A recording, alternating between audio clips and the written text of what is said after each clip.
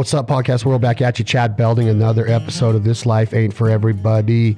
Please remember to support the partners and sponsors that support us. Today's episode of the podcast is brought to you by our friends at Real Tree Outdoors, the family of camouflage brands from the state of Jordan. Bill Jordan, 1986, he came up with an awesome tree bark looking camo. It turned into what would revolutionize the hunting industry. Here we are some 30 years later, and Real Tree is still at the top of their game, always promoting friends, family, and the outdoors.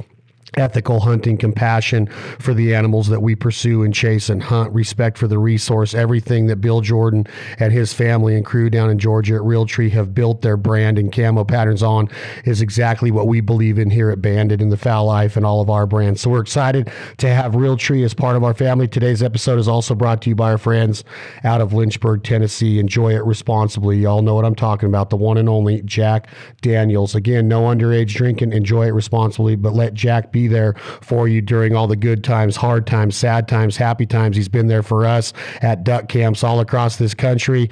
We never partake more than we're supposed to. We always use it in moderation, but we truly believe in Jack Daniels, and we love and respect how they support conservation and the outdoors and everything that we believe in here at all of our brands. Y'all know how big of a baseball fan I am. My brothers are. We got to play some college baseball at the D1 level. We weren't good enough to go in what they call the MLB draft. My guest today was good enough for both of those. He was actually committed to Mississippi State, which I actually played at Ole Miss and MSU back in the day. Terrible fans. You guys were brutal on us. But he decided to go in the first round of the Major League Baseball draft, and he was selected, I think, 41st overall. Austin Riley, Atlanta Braves. How are you, my brother? I appreciate you having me on here. But you know, it's been a wild ride right now in the MLB world. I'll tell you that. You think that I mean, coming up, you never expected this to happen with the season going on like this right now. It's I don't know if it's even possible for the world-class athlete. You know, I've talked to world-class athletes that, you know, well, can you get up without the crowd? The energy, that vibrance, that aura, the baseball fields is all built on the sounds and the home team having the advantage over the visiting team because the crowd is into. We saw what happened in St. Louis just now with all the positive tests. St. Louis has some of the best baseball fans in the country, in my opinion. They're very educated. They're very respectful baseball fans.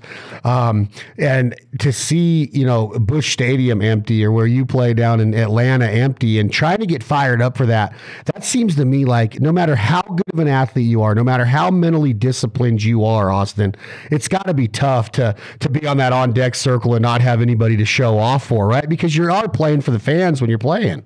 Right. The only reason why we have a job is the fans, you know, and not having anybody, you know, to play for. It's definitely weird and it's different, but you know, you kind of can only control what you can control and do what you can do. And you know, we're trying to figure out ways to get amped up.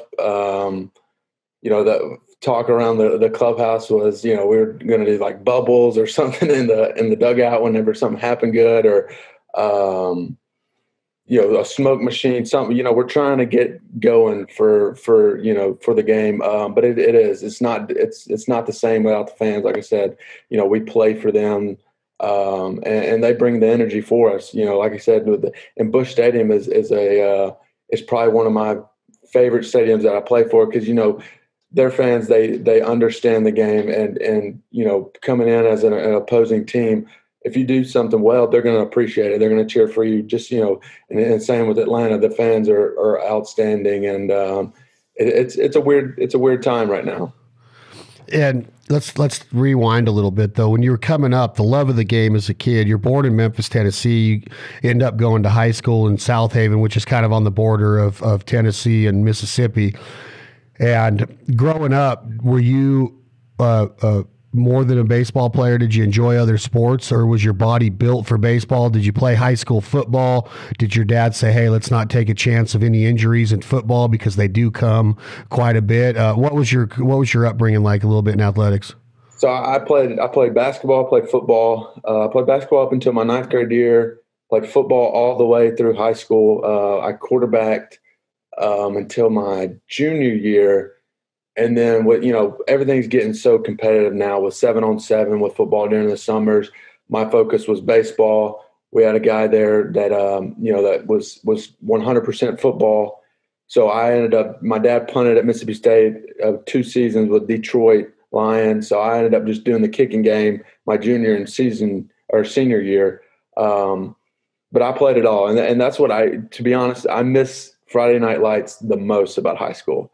I know we won a state championship in baseball, but it's something about Friday night, going out there with the boys, playing football that I miss dearly. What was it like on Friday Night Lights for a Mississippi? You hear about Texas and how big the crowds are.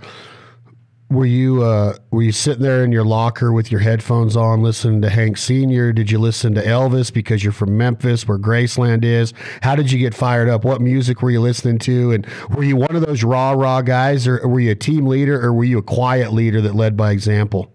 I'm a quiet guy. I keep to myself majority of the time. But we had some guys there that would, get the boombox cranked up, rap, hip hop, whatever it was, before the games on Friday. And I let them, we just let them control that. And like I said, I was kind of a leader by example, and just was there for my teammates whenever they need me.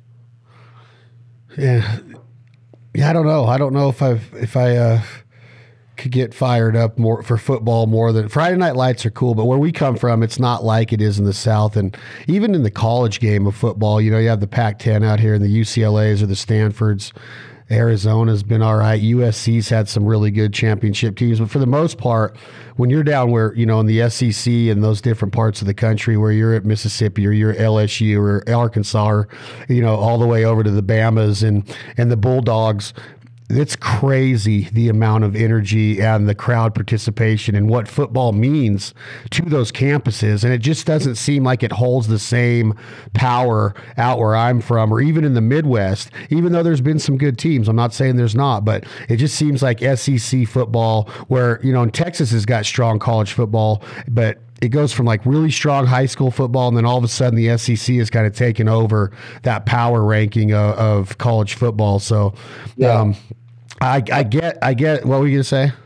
Oh no, I was just saying, kind of like you said, whenever you got to play at Ole Miss, Mississippi State, the fans, they take it to a whole nother level. And I, going through the ranks with it, in pro ball, talking guys that are from different parts of the country, I really don't have a NFL team, but like I live for college football. And they're like complete opposite. They're not big on college football, but huge, NFL guys. So it's definitely a different, around, where we are. And I honestly didn't know that NFL, people tailgated for NFL until a couple years ago, which was kind of an eye opener for me. You just thought they did it for SEC? Right. Yeah, exactly. Growing up, that's all I knew. So it's just like, it was definitely, something different. So when you get to when do you know that you are starting to be a standout? Like, I often wonder what it's like for a kid in high school. You start getting the scouts. You obviously have a good arm because you were a quarterback at one time. You play outfield, a lot of mainly third base and baseball. You got to have a strong arm at the hot corner. Outfielders are relatively, known for having relatively very strong arms. Most of them, besides Barry Bonds, who was such a stud, he could get to the ball and get rid of it so quick that he still had a lot of assists because he just knew how to read the game. But when do you start seeing it as a kid, Austin? Are you in the paper all the time as a standout? What you say you have a quiet personality. Does your family know that something special's going on? Is that why you transitioned to punter so you don't get tackled and hurt because your baseball career is going somewhere? I like not to think like that, but at the same time, you kind of have to, I committed to Mississippi State my sophomore year of high school. So I was getting some attention, fairly early.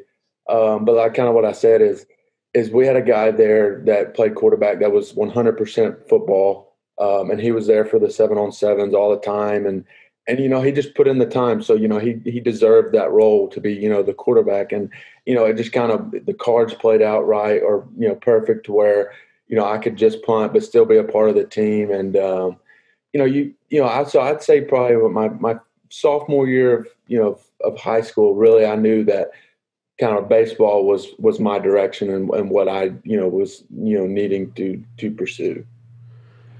And what were the talents? Were you a 5-tool player at the time? Were you being judged on that criteria, or were you just a small town standout that the local paper was onto you? The coaches loved you. Your family was always in the mix there, or were you really getting told, like, look, we need to start working on this. Your strength and conditioning went to a different level.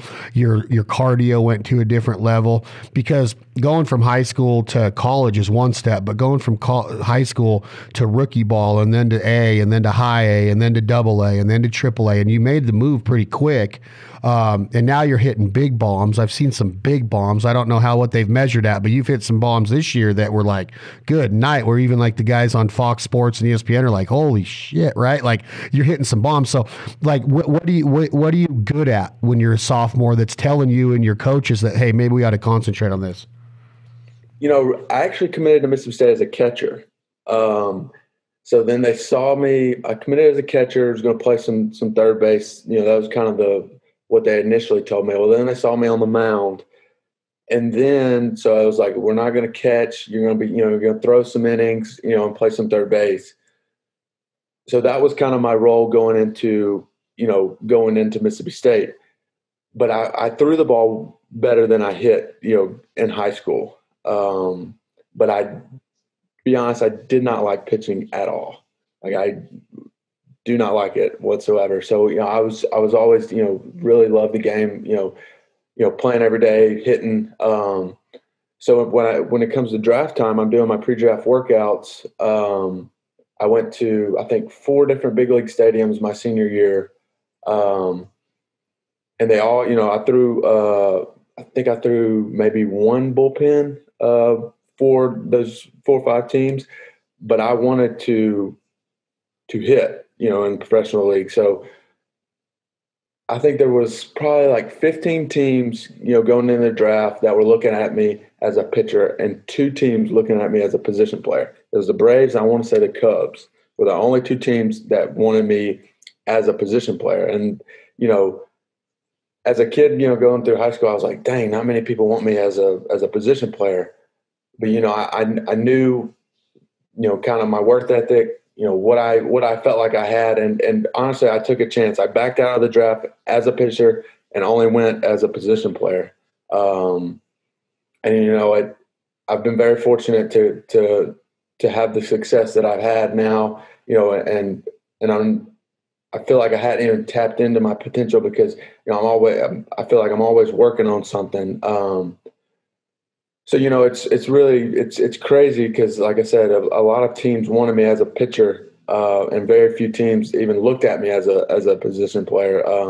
So I've been very fortunate to be where I'm at now, in my career.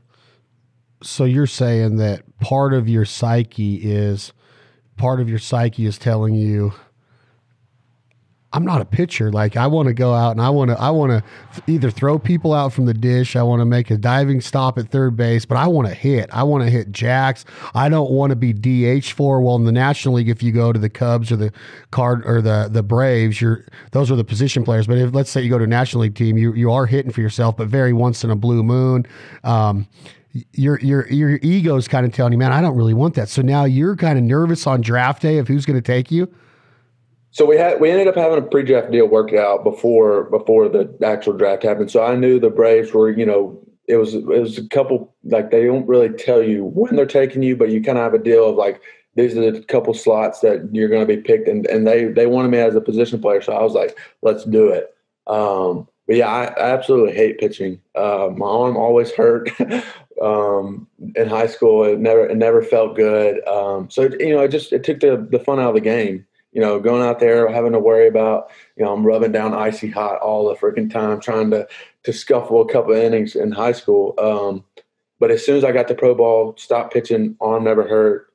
I was able to enjoy the game a whole lot more. And I think, it was a blessing in disguise, not, taking that chance and not, going as a pitcher in What's the your draft. size? What's your size at this time? I'm right now. No, at this time when you're going in the draft. So let's back up a little bit. Junior year, I'm probably 6'3". I was pushing like 260. Like I'd gotten heavy. And because of football? No, because you're done at football at that I was time. so in the summers we were traveling all the freaking time. So I was like eating McDonald's, just we were just bouncing from Atlanta to Florida to For Hoover. traveling baseball. Traveling baseball, yeah, that's all. And I just like I didn't watch my diet, just ate whatever, and I blew up. So you're a 17-year-old, 6'3", 260-pound catcher. Yeah, I was Good huge. night. Yeah, I was giant. And so I go out to I was in California at East Coast Pro showcase where I was hitting and doing some pitching there, and a scout came up to me and was like, "Bro," he basically told me I was fat. Like, I mean, he said I was large, just like not, I was sloppy, and took it to heart. And ended up junior year getting down to like 215, or no, my senior year getting down to 215. I ended up taking care of my body, and that kind of was the first step into transitioning into pro ball. So you have a scout come up and kind of ride you a little bit. Doesn't call you fat, but he's calling you everything else to make you know that that's what he's getting at. He's calling me fat. He's calling you fat. You get down to that's a pretty good undertaking right there for a kid that's a senior in high school to go from 260 to 215 to get down there for his senior season. For when the scouts get really serious, the cross checkers are coming to look at you. Are you hiring a nutritionist? Are you hiring personal trainers? Does your family know? Do you know this senior year is getting ready to be really, really special for you? Yeah, I say the biggest thing is my mom helped me a lot. I didn't hire a nutritionist or anything. My mom just kind of, she was my nutritionist. She cooked meals for me for lunch. She was bringing me, protein shakes. Just like I said, cleaning up the diet 100% was the key to being able to put myself in a position to be more agile, more, just to be more of an athlete, to be a position player. And I think that was a huge factor of for the Braves, taking a chance on me. Has it been hard for you at all, Austin? Like, do you roll past the golden arches and you start salivating like a black lab when the food's being poured into the bowl before it right. Is it tough for you? I mean, I go through spurts where, I'll crush some McDonald's late night, but for the most part, I've done a really good job of keeping it down.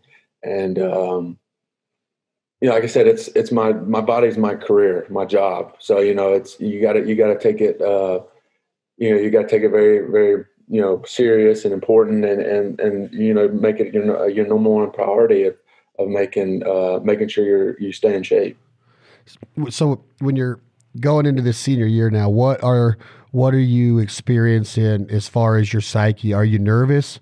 Are you scared? Are you a little bit apprehensive now to go to the dish because now the pressure's on and there's talks of like, you have a chance of signing for millions of dollars as a 17, 18-year-old kid. This is once in a blue moon. This is 0.01% of the youth baseball population in America's high schools that have this opportunity presented to them, or even the idea of going through an entire senior year with this on your shoulders. You start in August, you go through the entire football season, you start working out in probably January with the team or whatever the legalities are in that part of the country in high school baseball.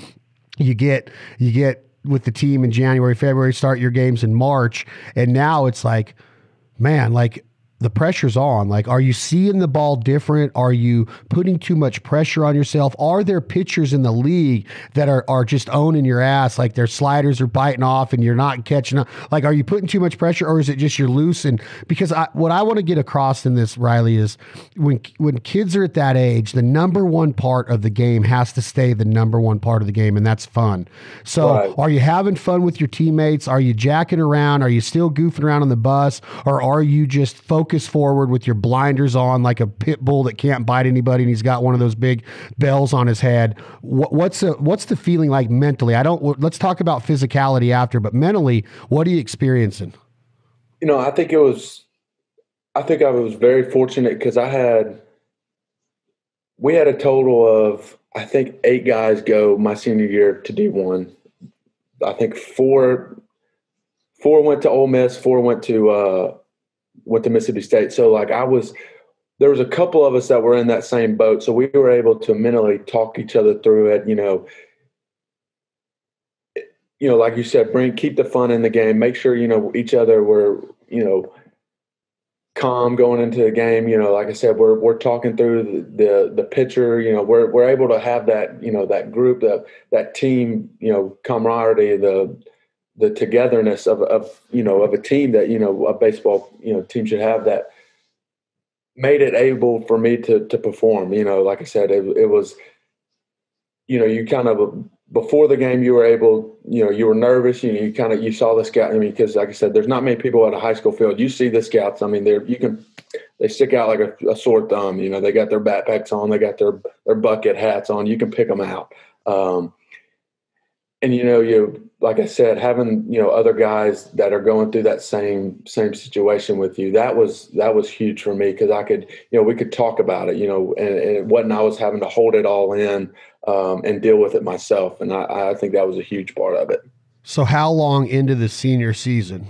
Because in college, if you go to Ole Miss or Mississippi State, your junior year, you're going to be eligible for the draft after you sign a D1 contract. But in high school, you can't leave high school early to go into the pros. You have to wait until after your senior year. So this is going to be the biggest season of your life, because this could be the difference between $2 million signing bonus to a $25,000 signing bonus. Now this, I hate to talk about money, but when that's on the table and you're 18 and you have a chance to set yourself up for life, figuratively speaking, with a pretty good bank account going on, I know you're not playing for the money, because I can tell by talking to you over the past couple of weeks that that's not your mentality. What is like that first game like? Are you ready? When does the first home run come? When does the first smoke off the bat where you hit it on the sweet part of the bat come? Is it right away and the season just takes off? Were there any slumps? Did you have to bring yourself out of anything, or was the whole season just fire for you? If I can remember correctly, I played pretty consistent all the way through. Like I didn't have any slumps. My senior year, I can't remember the numbers, exactly. But I think if I remember correctly, I had a really good, senior season. And like I said, it goes kind of back to those guys that are in the same boat. The year before my junior year, we got beat in the state championship, and that was kind of my number one goal. Like my number one goal is I wanted to win a state championship. The money, you can't say you weren't thinking about it, because every kid, is thinking about it. That's a dream. But for me, it really wasn't like, I don't think it really set in that it could happen until I actually got drafted. You think about it and you're like, yeah, it could happen, but until it really does, it's tough to put in perspective of the feeling. Like you think about it and you're like, no, that's not me. I can't do that. But it was an awesome senior season. Like I said, we won the state championship, and to enjoy that with some of my buddies that I grew up playing with since T-ball. There was like 6 or 7 of them that I grew up all the way through. Like I said, T-ball, and that was what was so cool about it. Outside of worrying about the draft, because I almost backed out of the draft. Like I said, I'm a homebody. Like, right before my pre-draft workouts, I didn't tell my parents, but like I was like literally an inch away from being like, I just want to back out. I want to go to Mississippi State, enjoy the college experience. But like I said, I think, if I would have done that, I would have been regretting it the whole way. So a couple things on that comment. The way that you were raised, you have a tight relationship with your parents. Did the money change you at all when you got this signing bonus? Because it's It's pretty strong, dude. For 18-year-old kid, that's more money than probably most of your family members made their entire lives added together. At least my family members, if I added them all together, like that's a good amount of money for an 18-year-old kid. Did you ever change your values? And I know it hasn't been that long ago, but did you ever get arrogant? Did you ever treat people different because now all of a sudden you got money in the bank as a young man? No, I don't think so. I think if anything, it made me appreciate, because growing up, we didn't have a whole lot of money. So, the value of a dollar was huge. And to be able to get that and right away, got in with, once I signed with my agency, got it with an investment and started investing in it, the right way and put together a plan to make sure, down the road that everything is going to be okay. That was, the number one goal, and to give credit to my parents for kind of making me do that, making me make the right decisions. Cause like I said, it's a lot of money for an 18-year-old. But, I try to stay, level headed. I moved back home. I spent my off seasons in Mississippi, working out at my dad's facility. I go back to my high school every now and then and help with camps and stuff. So I try to, a lot of people have helped me get to where I am right now. And that's, the ultimate, sacrifices that they made. So, anything I can do to give back, I try to. So going back to what you just said a second ago with the college life and almost backing out of the draft, you talk to guys like Tyler Jordan, who went to college in Mississippi, your friends that came out of your high school in South Haven and signed with Ole Miss or Mississippi State. Do you try to sneak down there and go to a college party? Are they telling you that you're missing out on the campus life? I know that you're married, I think now, but have you ever felt like, damn it, I missed a big part? Because you can't go back. Now you can go back when you're 40 and get your degree if you want, but you're not going to go back and live the Revenge of the Nerds college campus life kind of deal where it's party night and waking up late and hard to get to class. And all right, do you regret it at all? Obviously you're a major leaguer, so it's going to be hard to say, yeah, I do, but have you felt like you missed something not being able to go to college and live that campus life? No. So my wife now she went to Mississippi State, and we dated, while she was at college. So I spent my off season, my first 2 years at Mississippi State working out with the team. So I got to experience the college life without the school. So, and to me, I got the best of both worlds. That's cool. So I got to, spend the off season, there working out. I went to a couple, parties with Anna and stuff. So, I mean, I got to, ultimately, live the both life. And, talking with the guys, at Mississippi State, Brant, Keegan, my buddies there, I definitely made the right choice. Oh, well, you think you're a major leaguer, dude. That I think that from the time you put on your first hat in T-ball, I think it's literally the dream of so many kids to become a major leaguer. And obviously when you're 6, you have no idea what that takes and the level of talent up there. And that's why the fun aspect is so important to the game. And I think that's why, the major leaguers that make it look like they're having fun and they're always out there for the right reasons. I know that there's pressure. I know that you're playing for a paycheck, but the fun part of it is, talk to me a little bit about this. Now you go from being the best player on your high school team, if one of the top 5, 6 players. You said you had several studs on the team, but you're a first round draft pick. So you obviously have some serious tools, talent, whatever it takes to become a major leaguer, which you're there a few short years later. When you look at your numbers right now as a major leaguer over the last year, you hit the ball a long ways. What are you having a hard time with? What are you working at? What is your psyche like right now of not being able to hit 400 like you did in high school and just tear up every pitcher coming in? Because now you're facing the best of the best. I mean, you're going from you might face Kershaw one day to Scherzer the next, and like this is the best baseball players in the world. Yeah. We opened up this year facing DeGrom, so I mean that just goes to show you. Yeah, DeGrom. be ready quick. That dude is like a superhero on the mound, right? I mean, the dude just throws freaking BBs. I saw the first opening day, I saw 6 sliders from him in a row at 94 miles an hour. So like, it's a whole different level. But the biggest thing that I'm having troubles with right now is just being consistent. You always hear guys get to the big leagues, but can they stay there? And the ultimate factor of that is being consistent. And that's what I'm working on right now. And being consistent with everything you do with your routine, your approach up at the plate. Can you put up together a plan that can go out there and execute it against a Kershaw, against a Max Scherzer, against the top of the line guys every day. That's what I'm working on, and that's honestly I'll be honest, I'm struggling with.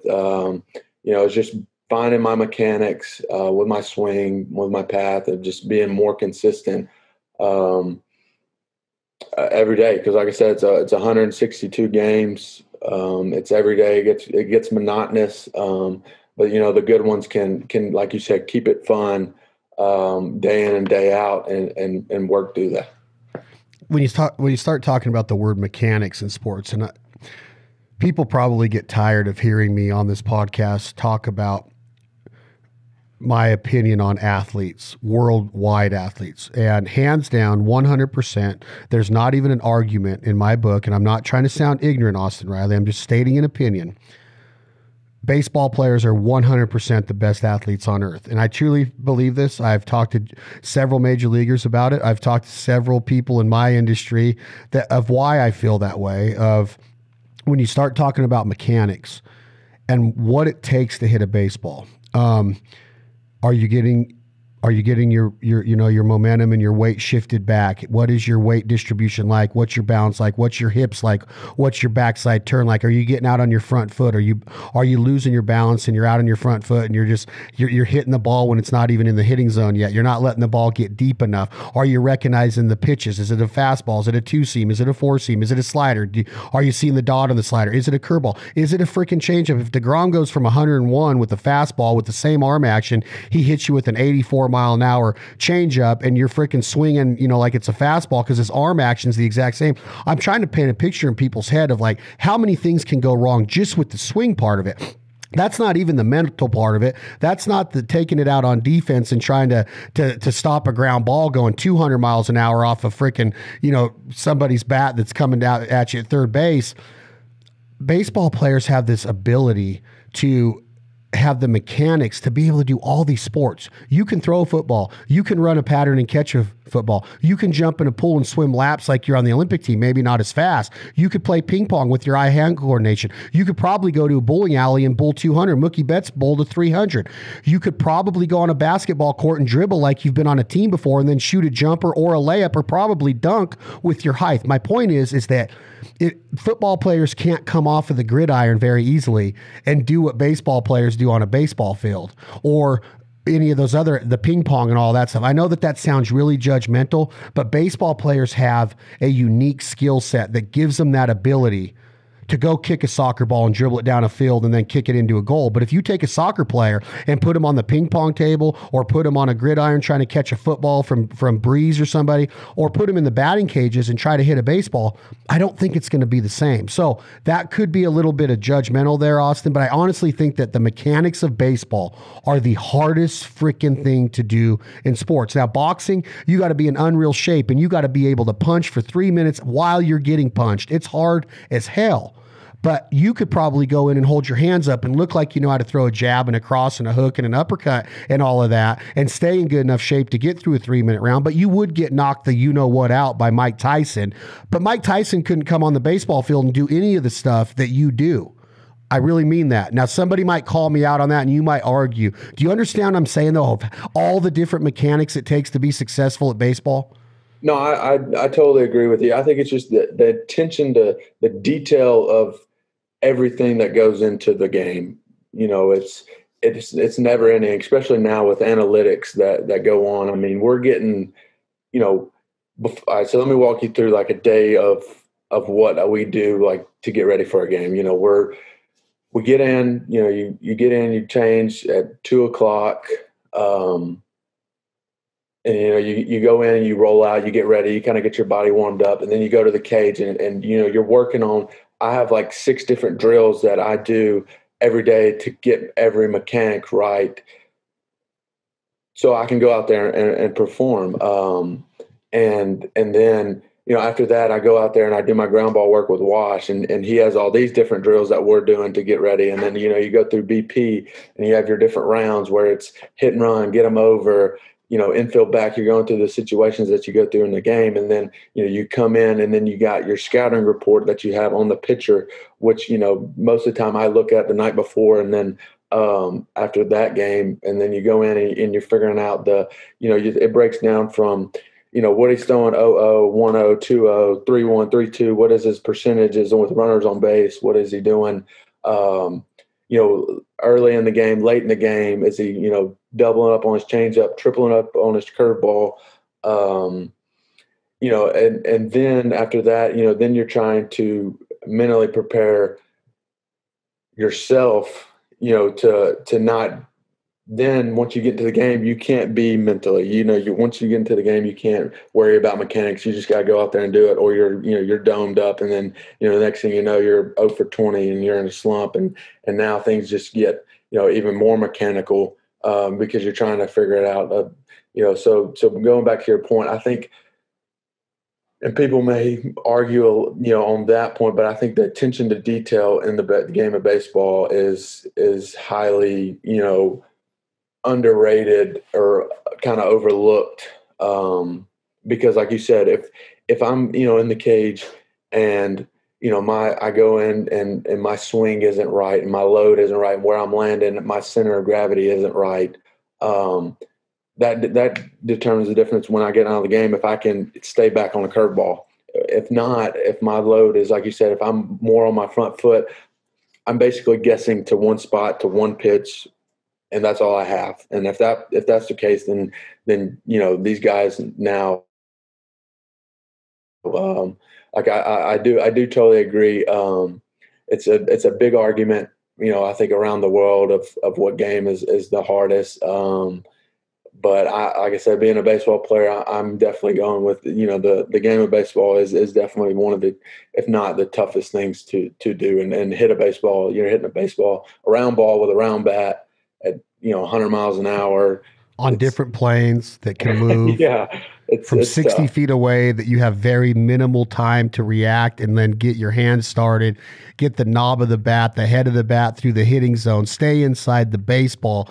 And then you have to be able to take that, what you do out at the plate, out onto the field. And if you're 300, you're a stud, right? You're an all-star. If you're 3-7 as a boxer, you're getting laughed at. Right. Okay. If you're 3-7 in swim meets, you're getting laughed at. You're not you're not a good swimmer. You're not considered a good swimmer. You're not a good competitor. You're not a good test taker. You don't rise to the competition and get ready for those big tests and those big meets and those big challenges as a baseball player. Man, I'm telling you, I've just watched it so much of just one little thing can be off. One little thing just in your swing. If your hands aren't back, if they're not in the right position, if your wrists aren't locked into a power position, there's a lot of baseball terminology out there. Obviously, you're learning at a lot different level than I ever did, but we're not even taking into consideration what that pitcher's been working on in the offseason and spring training and what Kershaw's doing to get Austin out. Like, they know your weaknesses probably before you do. They can pinpoint a lot of that, and they know, like, what they're going to throw. That he's got this curveball, that he's going to throw consistently in the mid 90s. Well, he also has a scouting report on you.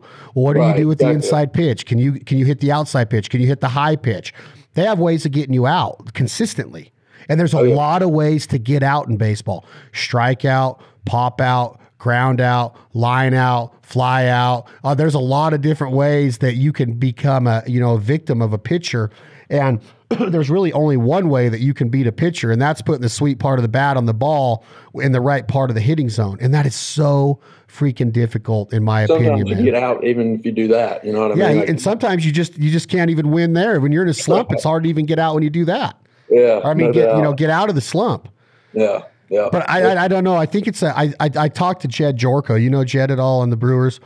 I've heard the name, but I don't know him. Great dude, hunter, deer hunter, just a great guy. We have a huge competitive smack talking deal going right now with grilling, who can grill better. He thinks he's really good at cornhole. He does these trick cornhole shots in his basement on his cornhole boards, and then so we're competing with him on that. So, but I had the same discussion with him about just if you took a bunch of athletic events of baseball and football and basketball and swimming and ping pong and bowling and tennis and all of the different sports there are, and you took the top player off of every major league team, every NFL team, every NBA team, every top swimmer, and you put them in this like Olympic style deal where they had to go through and do the swimming and catch the football and throw the football and dribble the basketball and shoot the basketball and hit the baseball and field the baseball, a pop fly, a ground ball. You had to use a ping pong paddle and rally, volley back and forth. You had to go play volleyball and be able to spike and set and bump and do all the things they do. I think baseball players are going to come out victorious as winning most of those athletic events because of the mechanics it takes to be successful. Now, I know I would get, a lot of feedback on that as far as like, you're crazy. It's so much harder to be a football player because you're getting tackled and you're running fast. I'm not taking anything away from that. I couldn't go onto the football field and take a handoff like Bo Jackson or Christian Okoye did and hit the gap and then have Howie Long or worse than that, Ronnie Lott fill the hole and just rip my head off. I couldn't do that consistently. No. But I could go out there and have the right mechanics to take the ball, stutter step, jab step, get into the hole, try to beat somebody to the outside and get it down the line. I could have the ability to fill that gap and make that tackle. Not as good as a football player. I'm just saying that if we went into that event and I had to go hit a bag or catch a football, I could do that better than I think most football players could come in and hit a baseball. Now, I'm not trying to make that personal about me. I'm just saying baseball players in general. Yeah, I totally agree. Like you said, football players are totally different animals. Those guys are freaks. They got a gift to be able to be that athletic and strong to just take a beating every day. But like you said, I think the attention to detail of how much mechanics go on into baseball, that I do agree with you that baseball players would be able to adjust to the football, to the basketball, to whatever it was, just because, like you said, we're constantly adjusting pitch by pitch in a game. Like I said, if it's so much of a feel thing, I'm facing, Max Scherzer and he's busting me in with a first pitch fastball inside, then I'm thinking, what's his next pitch? Do I need to, change my approach to look out over the plate? Do I need to, you're always changing, pitch to pitch, in a game of baseball. Yeah, I think that it would just take one time somebody standing in, hitting a ball at the local batting cages, coming, 55, 60 miles an hour with the big yellow balls with the dimples in them. Doing that as opposed to going to a batting machine that's throwing at 85, has a little bit of movement on it, throwing real baseballs. Now you take that to the level of a pitcher that it can dictate what he's going to do with the ball. It's almost impossible to hit a fastball with a round bat at 60 feet, 6 inches. And I'm not saying that scientifically I'm just saying that it's almost impossible when you stand in there and you see how hard it is to react to that and how little minuscule time you have. That's when you get the clear picture of what you guys are doing on an everyday basis, that holy smokes, man. When you're doing it in farm and little league, it's not this, it's coming out. You got a lot more time to react. High school, you got a lot more time to react. Now, as you move up and you become more mature in your baseball career, and the pitchers do too, it gets harder and harder and harder. That's why there's so many less major leaguers than there are high school baseball players, right? The proof is in the pudding. Like, it's very hard to make any pro sport. I don't want to take anything away from any pro athlete. They're all badasses. They're all stud athletes. They all deserve to making the living they are.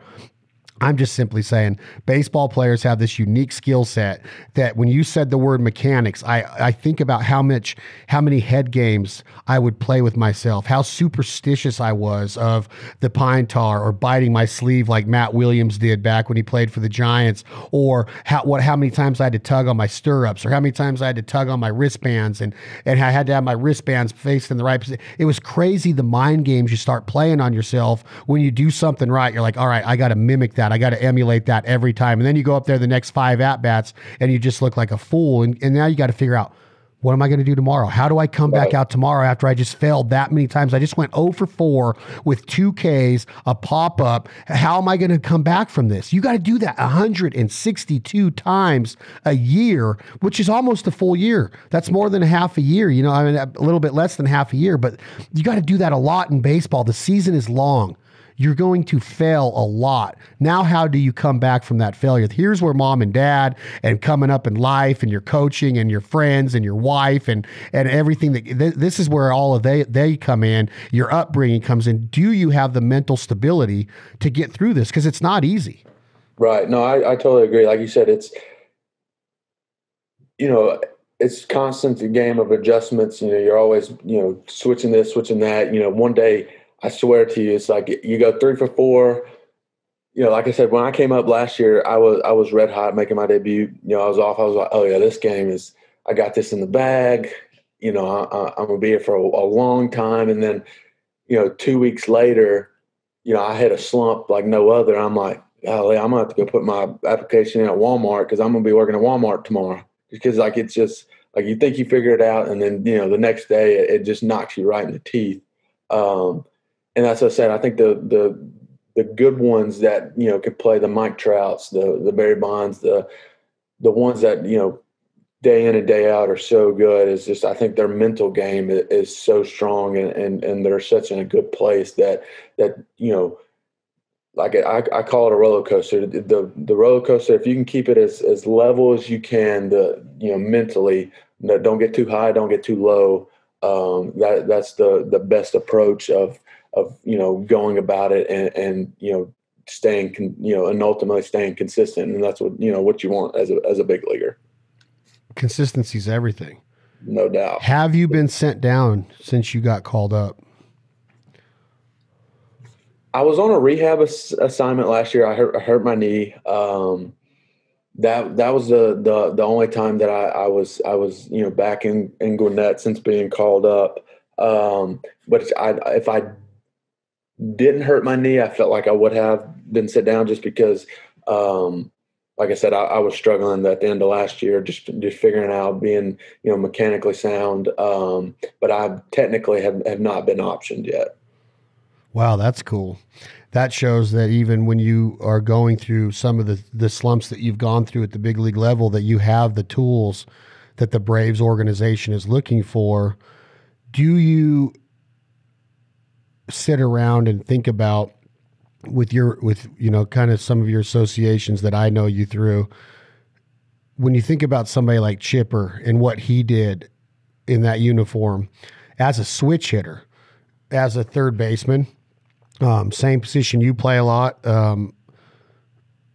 What does that mean? What does that do to you? Like, look at what Chipper did. Like, first ballot Hall of Famer, absolute stud his entire career. Never got traded. Never played for another organization. Came up in the Braves organization and just tore it up. World Series titles. Had some of the best pitchers in the history of the game on his team with Maddox and Smoltz and all of the guys and Glavine and those guys.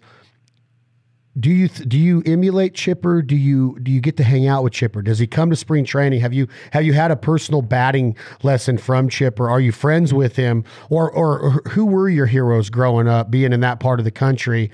Was he one of them? And now you're sitting there going, oh my God, I'm in a Braves uniform. I love to hunt like Chipper. Chipper's got his own deer hunting show. I'm getting ready to embark on some filming and stuff. We're going to get into that with road trips. But what does he mean to you, and what does he mean to that Braves organization?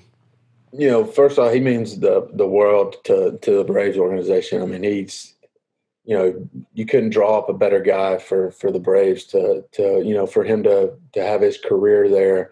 And yeah, I've got to talk to with him quite a bit. He mainly comes around during spring training for a length of time. He'll stay there a week or so. But the biggest thing, he talks to me is the mental side, back to what we were talking about, just trying to figure out what pitchers are trying to do, just to try to get that mental edge of, going out there every day and playing, along with, we share deer pictures. He shows me some of his pictures that he's killed over the off season. And that's what mainly we talk about is hunting, just shooting the crap or whatever it is, like I said, just talking hunting. But he's been just being able to talk to somebody, like a caliber guy like he is, in the baseball world, even if it was a conversation of just, hey man, nice to meet you, big fan of you. Even if it was just something like that, you hold on to that. But just being able to have the privilege to talk to him a little bit more in depth about the game of baseball, it was awesome. Great guy. It was it's tough to explain, tough to put in a picture of what it means to grow up watching him play, and now being able to talk to him about the game of baseball. As a kid, you never dream about it. Yeah, and if you think about what the management did and the organization did in the 90s, they built an amazing run, right? They had if you go back and watch some of the things that they did with the NL pennants and the World Series and what Bobby Cox did and what the management did, I don't know if there was a better team at that time. They were the team of the 90s is what they're called a lot. Do you go back and watch that stuff? You were born in the 90s, so you probably didn't even get to watch it take place in real life. But as a player, do they have you go back and watch what the magic was like, the aura was like, the attitude was like of that time? They don't make us go back and watch it. It's just there's pictures and they got, they'll do a flashback video every now and then, but just seeing like you said, the Glavins, the Chippers, the Murphy, they come around all the time and just to see their presence in the clubhouse and, what they mean to the organization and what the organization means to them. I think that's cool. And I think they had 14 years in a row. 14 years in a row. I think that's what it was. And that, like you said, that doesn't happen ever. And yeah, Sherholtz did it with the Royals and then went to the Braves and did it and just built an empire again after he won the World Series with the Royals. Yeah, it's crazy. It's, I don't even know. I mean, just to be a part of an organization like that, I wouldn't want to be with anybody else. I mean, this is, like I said, I couldn't have drawn a better card to be with, an organization like that. So when you see somebody like Chipper, Austin Riley, you're a competitor. You love to win. If you didn't, you wouldn't be where you're at. I'm not saying that winning isn't the only thing or everything and the only thing and how the sayings go, but it's a big part of the game. When you win, you get paid, you get longevity, you get bigger contracts, you get the seats full, you get merchandise bought, you get more beers bought, the parking spots are full, the organization is making a ton of money. If you're not winning, you might have a very loyal fan base that's still doing that, but that's few and far between. You have to win. This year, that's totally different. This year's not even in the radar on that, but when you see somebody like Chipper personally, or somebody that you looked up to as a guy, whether it was Jeter or whoever your guys were that you watched. Me, it was George Brett, it was Bo Jackson, it was Barry Bonds, Bobby Bonilla, Mike Schmidt. I'm older than you. I grew up in the '80s, so I was watching a different obviously era of baseball than you are right now. But do you just want a career? Are you happy? Do you think about, man, what if I do become an HOFer? What if I do become the franchise player, the team guy? What am I going to do if I get a big extension in a big contract? I'm not trying to make you think about money, but are you that competitive where when you see a career like Chipper Jones laid down, because he came out the same way you did, stand out in American baseball, freaking went to all the clubs, Baseball America's #1 ranked player in the country, switch hitter. But when he first started, he didn't know that he was going to have that career. When you see a career like that, Are you building towards that? Are you dreaming of that? Or are you one of those guys that's just, hey, I'm fine right here, making the money I am. I would just want to stay here. Or are you trying to reach for the stars and become a Hall of Famer and become one of the best players in the history of the game? I think if you ask any baseball player, they want to be a Hall of Famer. They want to win, obviously, I want to win a World Series. That's the ultimate goal is win I want a couple rings on my finger. So I mean that from that standpoint, I don't, in order to stay in this game, you can't ever be content with where you're at. You always got to try to find that edge, try to, get better and better. So, I mean, I think it's just grained in me that, I don't ever, like I said, if you're not getting better, you're going backwards in my opinion. Every day, if you're not doing something to make yourself better, on the baseball field, you're going backwards. And sometimes it takes, people longer to figure it out than others. Everyone's different.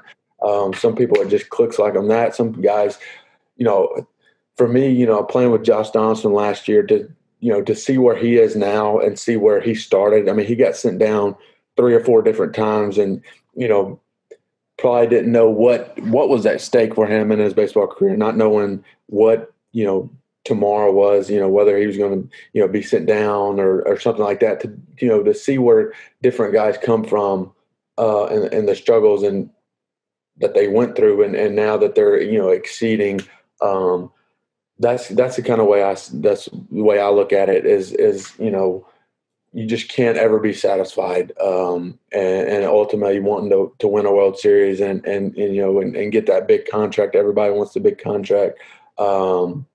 That's my goal. And eventually, down the road, that's having me about a couple thousand acres on the Mississippi River where I can hunt whitetails and shoot ducks is the dream. Ooh, I like that part. And how many kids? A couple. Really? Not 5 or 6? No, probably. I'm like in the 2 or 3 range. Are you looking at your wife while you're recording this right now? Yeah, she's in here. He wants more than that. What's her name, Anna? Yeah. He wants more than that, Miss Anna. I promise you that. That's funny. I think that's just a big part of the psyche of baseball is what you're compared to. What are you trying to be? There's country singers out there that blow up and have a Garth Brooks type career, or like an Al Dean that can go and sell out the baseball stadium that you play every day in. Chris Stapleton sells out arenas now.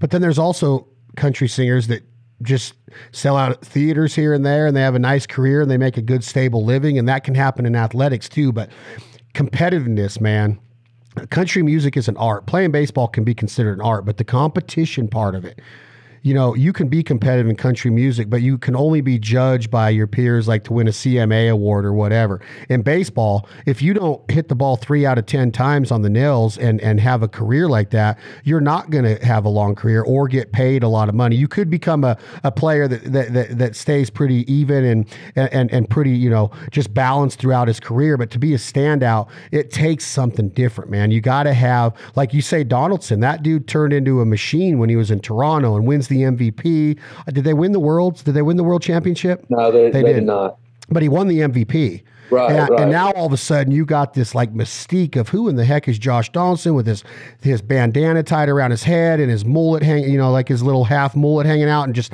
throwing rockets and peas across the field to get people out, making awesome plays in the infield, and then doing what he did at the plate. Like, he became a stud. And that shows you that you have to have something different to pull yourself up out of this deal, because you are going to fail so much. And that's a big time thing in life, man.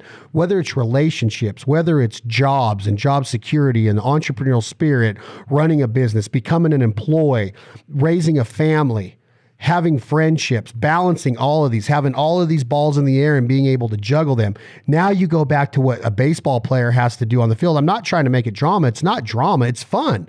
But it can only be fun if you're not 0 for 30. When you're 0 for 30, When you're 0 for 30 and you're breaking bats and getting sawed off and striking out, it ain't fun. I don't care what any baseball player tells me. That's not fun, right? Not at all. You're not going to you might treat Miss Anna the same way that you do. You're balanced there and you might not take your game home with you, but you are not treating yourself the same. When you're going 4 for 5 and you're going 0 for 5, you're not treating yourself the same. You're beating yourself up. It's natural. Right. It's natural in life. You got to figure out how to do that. How do you get through the ups and downs? How do you go from being 18 to now you're 23, 24, and you might fail a bunch of times on the baseball field, but how do you attribute that to life, Austin Riley, and say, all right, there's going to be ups and downs in everything that we do. There's going to be times where you and Anna might face adversity that you're going to have to freaking pick each other up and come out of it. This is the importance of athletics and competitiveness and being in an organization like you are right now and what the life lessons you are learning, because you're learning how to live, because you're learning how to deal with adversity. It's up to you how you take it to the next level and the next steps of your career. Are you going to become an all-star? Are you going to become a standout, a Hall of Famer? Are you going to become somebody that gets to buy that huge ranch or that huge farm down in the Mississippi Delta around Greensville and gets big whitetails coming out on his stands and mallard ducks in his flooded corn or his flooded beans or off of the Mississippi River, whatever you're trying to achieve in life? You got to set goals. You got to stay the course. There's going to be these holes that you're going to fall into. And how do you pick yourself up out of those? I think baseball teaches us so much about who we are as a person. And you mentioned how Donaldson, persevered and came out of that when he easily could have quit. There's been guys that go down to the minors 4 times and just say, man, I can't ride this bus anymore. I can't be here anymore. I'm not going to go to, play in front of this small town crowd anymore.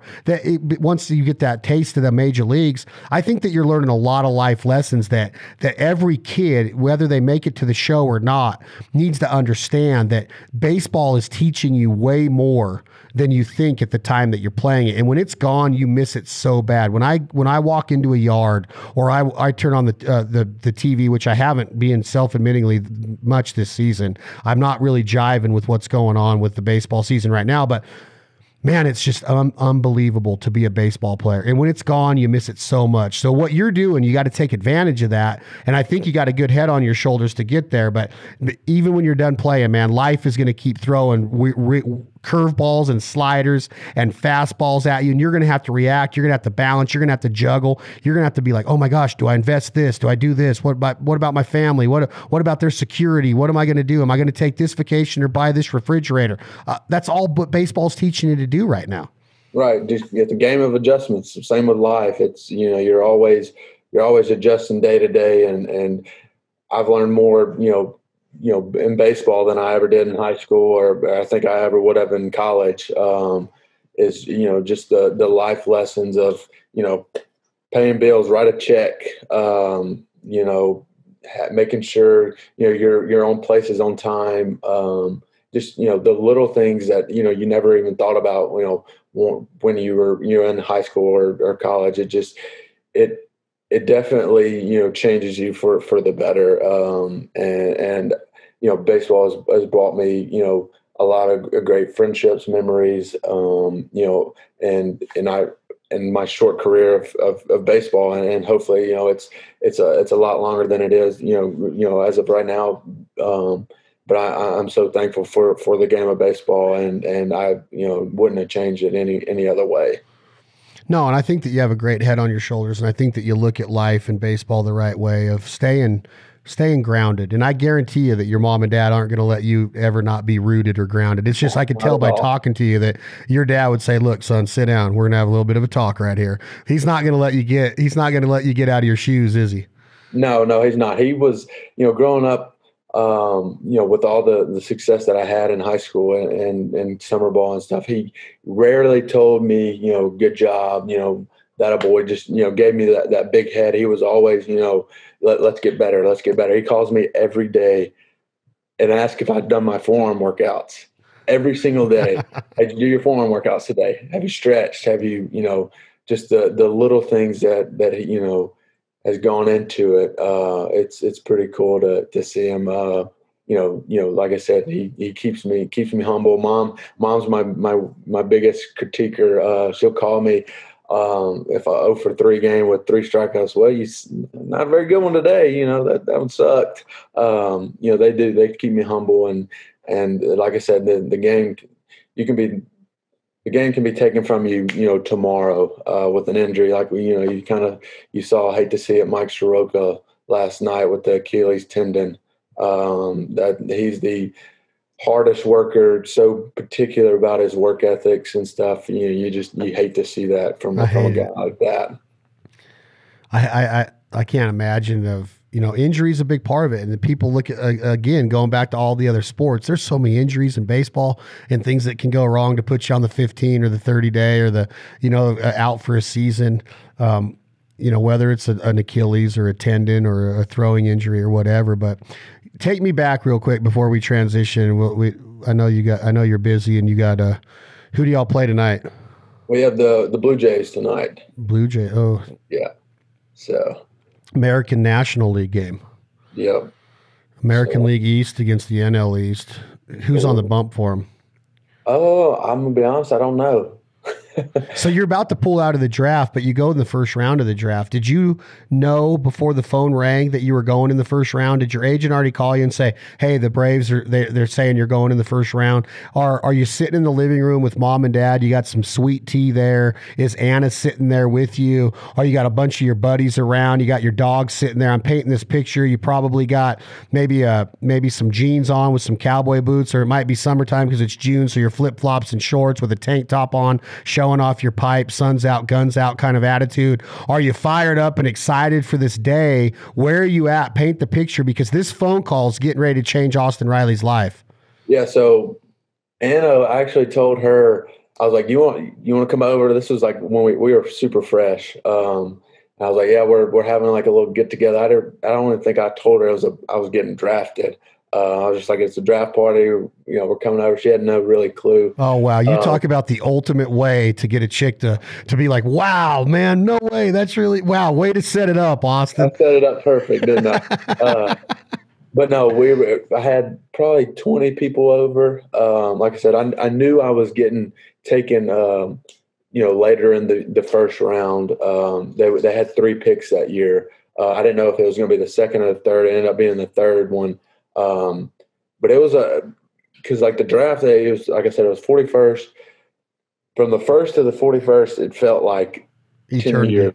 Yes, it felt like it took forever. We ended up, me, Anna, and a buddy of mine and his girlfriend ended up sneaking out, going to get some ice cream just because it took forever, and ended up coming back and was back on time for the call. But once I got the call, it was hectic. I don't even remember who I talked to that called me from the Braves. I know 2 people called me. They were like, "How quick can you be out here?"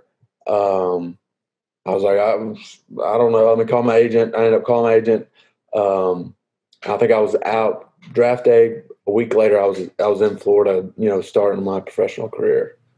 God dang it, man. So it was nuts. So does mom jump up and give you a high five, or does her and dad just sit there and just be like, "Well, son, you better make sure that you pack your underwear." They were excited. Like I said, mom and dad have done so much for me. I wouldn't be here if it weren't for them. Mom driving all the long hours, on the road trip, dad all the time in the cage and stuff. So it was a big moment for them too. We just gave them a big hug, told them I love them. Thanks for everything. It meant the world to them, as much as it meant to me. How did it feel that first time that you told the sports media person or the head of the Braves that handles comps, when you said, "Hey, I need 2 tickets for tonight's game," and you put mom and dad's name down on that list and Anna's name, and they're coming to your first big league game? Was that feeling unbelievable to be, to go to the SID and the sports information director, whatever what's the name of that guy in major leagues? The team secretary? Travel secretary. Yeah, so you go to the travel secretary. How did that make you feel when this happens for the first time? They actually have everything, is on technology. So they had a computer there. So I just went in and typed in. I had like 40 people there. Tyler Jordan and them were there too. So it was cool, to actually, hit my first hit was a home run, my second at bat, and they kept showing it throughout the season. But I hit it. I was rounding, second. And I think they put the camera on Dad on live screen, and he like spilt his beer, like ended up throwing it like all the way across the concourse. It was sick. How awesome is that, man? I hope that your dad or mom or somebody's got that recorded. Or did the Braves send you that tape? Or Yeah, it's all over media, so we have it. It's back, they got it. you got it on your phone? Yeah, yeah. Will you text it to me when we get off? Yeah, I will for sure. Yeah, I want to use that. That's freaking awesome. So Yeah, you mentioned Tyler again. How cool of a guy is Tyler Jordan? he's awesome. He's a huge Braves fan. That's how we met. Being able to go, hunt, a few hunts with him, and the time that we've known each other. Such a super down to earth guy. Unfortunately, he's an Ole Miss fan. I'm a Mississippi State guy, so we don't let that interfere with our friendship too much. But no, he's awesome. I can't say enough good things about him. It's been a pleasure to get to know him, and looking forward to this hunting season. I know I'm going to Nebraska for sure. We talked about Texas. Not sure if that's a lock yet, but we got some trips planned up this year. Well, I've been talking to him. You two are going to come out to California with me to do a little. Well, let's tell everybody. You guys are going to take road trips digital. It's going to go. Michael and those guys are going to concentrate on Bone Collector. You're going to be a co-host with Tyler of Realtree Road Trips now. Is this right? Right, correct. Aren't you going to get nervous on camera? You've never been on camera before. No, I've had a little experience. 2 years ago, I went to their place, and that was my first time on camera, and I was pretty sure I was very awkward. Just didn't know what to Aren't you interviewed by news guys all the time? Yeah, but you kind of get in a routine of kind of the questions they ask you. Like it's pretty similar. You kind of got in your head of what you're going to say. But when you're in the deer stand and he turns the camera on, and you're like, "All right, give us an update." I'm just like, the curveball was, the arrow was, I couldn't get it knocked. The deer walked in, all those weird noises that deer hunters make. Yeah, the Jordans, I've been with Realtree since 2000 or 2001.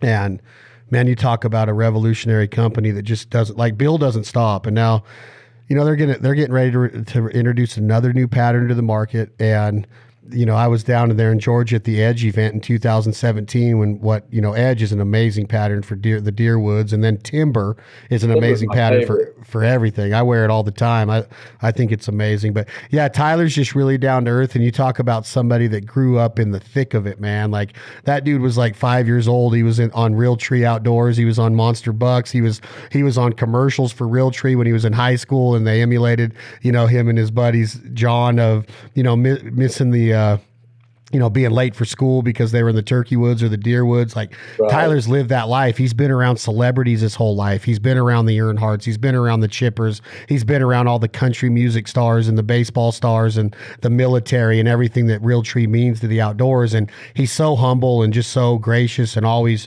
just down to earth. That's the way that's all about the upbringing. That's all about the way people are raised. You know what I mean?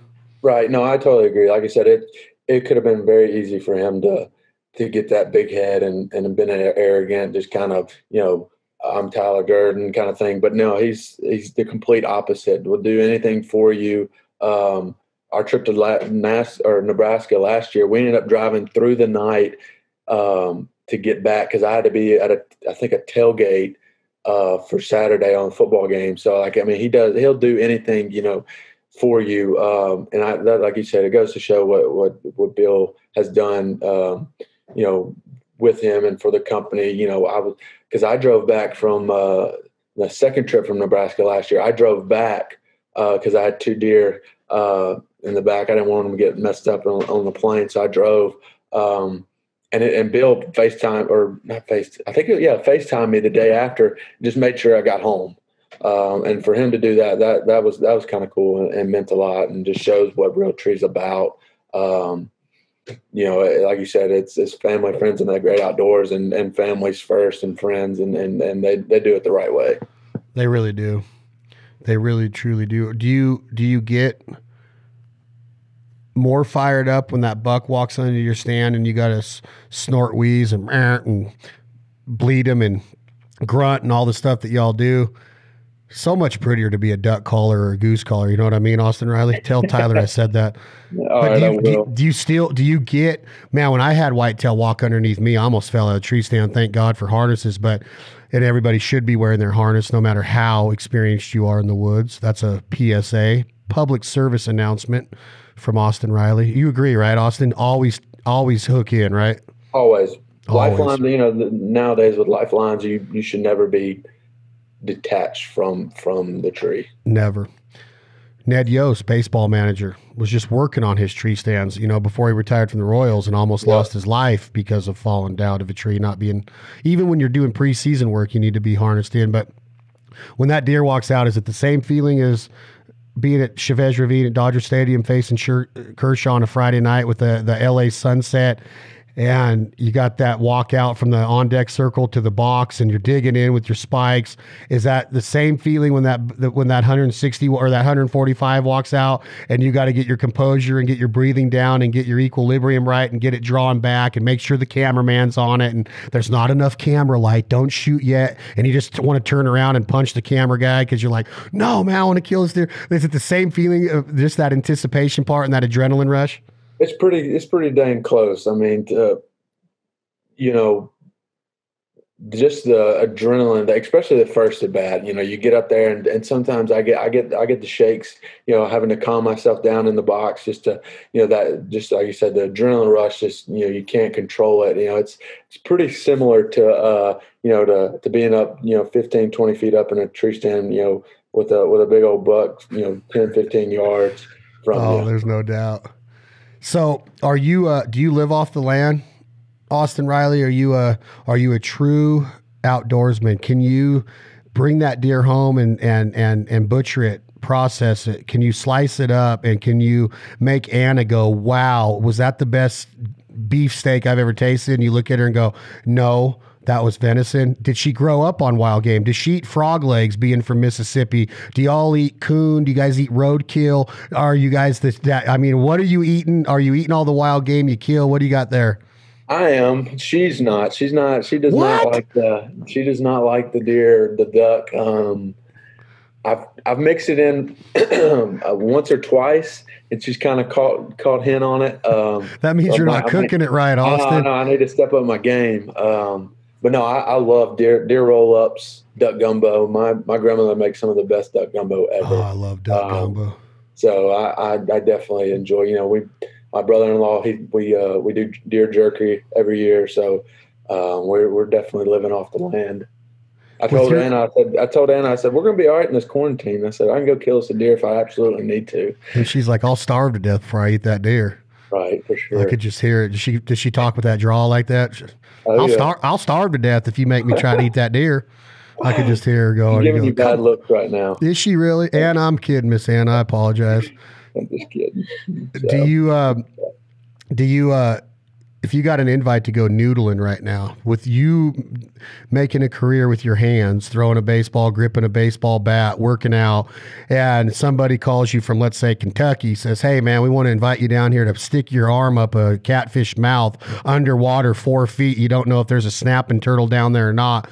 These dudes are crazy. These rednecks are absolutely insane, Austin Riley. Like, I got this buddy, Sam, in Kentucky that consistently, Hannah Barron in Alabama, I think she's in Alabama or somewhere down there. I don't know if you know who Hannah is, but I mean, they're sticking their arms up catfish, and there's snapping turtles down there too. Would you go? Do you have that kind of adrenaline need? Are you an adrenaline junkie like that? I'd rather jump out of an airplane than stick my hand up a catfish's mouth. Where are you at on that? I'm definitely sticking my hand in a catfish's mouth before I jump out of a plane. I'll tell you that. I wouldn't mind it. I would, can't they? I'm sure they can check to make sure it is a catfish before I stick my hand down in there. But you can't. See, that's not noodling, man. That's not noodling. Then I might have to wait till. Wait until you retire. Wait until you retire to do something like that. My buddy Leith Lofton, who's Ole Miss, he's from Mississippi. He's from down by Greensville. He lives in Nashville now. He does a lot of the music on our shows. He's played several Realtree events with us.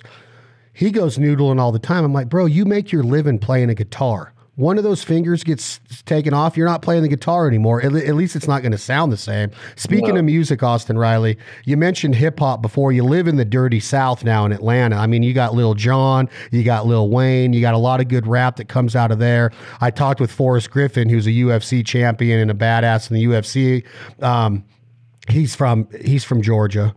Are you a hip hop guy all the time, or do you throw on a little Aldine? You're living in the state of the best songwriter in the business right now, Mr. Brent Cobb. Do you throw on some Brent Cobb and play him for Anna sometime, or what's your music flavor like? I bounce around. I like country. I'm Luke Combs. I'm a hip hop guy when I'm working out. I like a little Journey. Sing a little Journey for me real quick. Come on, sing it for me and Anna real quick. Anna, make him sing a little Journey. She's not. She said no. She says my voice is way too bad for that. She says she's the singer of the family. Doesn't need to go public. Doesn't need to go. You don't want to go public on this podcast right now that you can take a Steve Perry song and sing it? Yeah, right. Are you sure? Shot. No shot. What about a little country? Sing a little Luke Combs for me. Oh, listen to you. You're about to. I think if I asked you to hip hop, you could probably throw some hip hop down. There's some Buy You a Drink by T-Pain, little throwback. Little T-Pain, I like that. I had to do that on the plane last year. Being a rookie, got called up. After we won, we were flying from San Fran to St. Louis, and I'm sitting in the back. I'm sitting there, and they get on the microphone. And they're like, "Austin, come to the front." I'm like, "Oh gosh," because like I said, I'm a quiet guy, and they're like, "All right, well, you got a karaoke for us." So I ended up having to sing Buy You a Drink by T-Pain in front of everybody. And it was probably one of the worst moments of my life. Was it freestyle, or did they play the background music for you? They played the background, so it wasn't too bad, but I was still nervous. I probably was more nervous there than the deer I killed in Nebraska last year when he was 15 yards from me. So it was, like I said, I hate public speaking, hate all that stuff. So it was a challenge. So anything public speaking wise would be a deterrent for you. You don't want to go speak to your alma mater high school in South Haven and talk to the kids in the gym? I'll do it for like the baseball team, but like a big group, I'm gonna need some, like you said, I'm gonna need some Jack Daniels before that. Well, you brought up Jack Daniels. Do you get to partake in an adult beverage being a major leaguer? Can you go out after a home game win and go over to what's it called, Buckhead? I think that's where I spent most of my nights in Atlanta. Is that the name of the place? Yeah, Buckhead. They got some cool places over there. Yeah, the only thing that's kind of bad about it is we finish so late. So I don't, like, as far as going out, I don't do it a whole lot. But I will partake in some Jack Daniels and a Coke on the plane ride every now and then. Will Anna do that, or does she stick to the wine spritzers, or what does she have? She'll have the Crown Apple. She'll do that nice. Every now and then. Hey, you're not allowed to say that on this podcast, Austin. Sorry. Come on, dude. Sorry. Jack Daniels. Jack Apple. Yeah, it's right. Better anyway. I'm just messing with you. No, but what about a nice bottle of red wine? Will you go home and cook her a beef steak since she hates deer, and have a little bit of a Merlot or a Burgundy with her? I'm not. My agent Matt Hannaford is into big wine, so I've tasted some, but I like to stick to the good stuff. So if you can't speak in front of public, but you know that millions of people are going to be watching you over the next 10 years of your hunting career and baseball career, what are you going to do now as a host of road trips? Because you and Tyler are both from the South. You're a little bit more north of him, a tiny bit. He's from Georgia. You're from Mississippi. You're from Memphis area, Tennessee. What are you going to do? Are you going to be? I'm good. Like I said, as long as, I can play in front of fans. Like I said, I don't have to talk, so I'm good there. But I'm getting better at it. I'm learning, to just kind of freely talk whatever it is about it, and just really talk about what I love. Hunting and baseball is pretty easy, but I love them both. when you ask me to sing right on the spot, I'm gonna crawl into my shell. You lost that loving feeling. Come on, Austin, get into it. Well, let's do this again, man. I want you to go out. I want you to get some hacks. I know you got to get warmed up for Toronto Blue Jays coming to town. I hope you hit a bomb tonight. We'll be paying attention. You're going to be a co-host with Mr. Tyler Jordan of Realtree Outdoors, one of our mutual friends, great friend of mine, on the new Realtree road trips that can be found on the Realtree 365 app. I'm excited for you. Let's talk off camera about some trips that we're going to partake together this duck season. You guys are going to come out and hunt the 10 birds a day spec limit with me in California. And we'll film a little episode of road trips out there. I've been talking to Tyler about it, but get to the field, man. Get stretched out, get rolled out, get your pregame meal in you, man. Remember, stay loose, bro. Get your breathing down. Keep that mind free. Tell Ann I said thank you for letting me take 90 minutes of your time. You got any closing words, my man? No, I appreciate you having me on here. Big fan of y'all's, and we'll be talking soon. Yes, sir. That's Austin Riley, Atlanta Braves, Major League Baseball. Another episode of This Life Ain't For Everybody podcast brought to you by our friends at Realtree Outdoors and Jack Daniel's Tennessee Mash Whiskey. Enjoy it responsibly. Never allow underage drinking. I'm Chad Belding. Tom, hit that button. This song is called What You Gonna Do When the Money's All Gone, written by Drake White and Leith Lofton. This version is performed by my man, Leith Lofton, a.k.a. Haas. Thank you all very much. We're all equal, that's what I think. I don't believe heaven has a bank. Make good use of your time.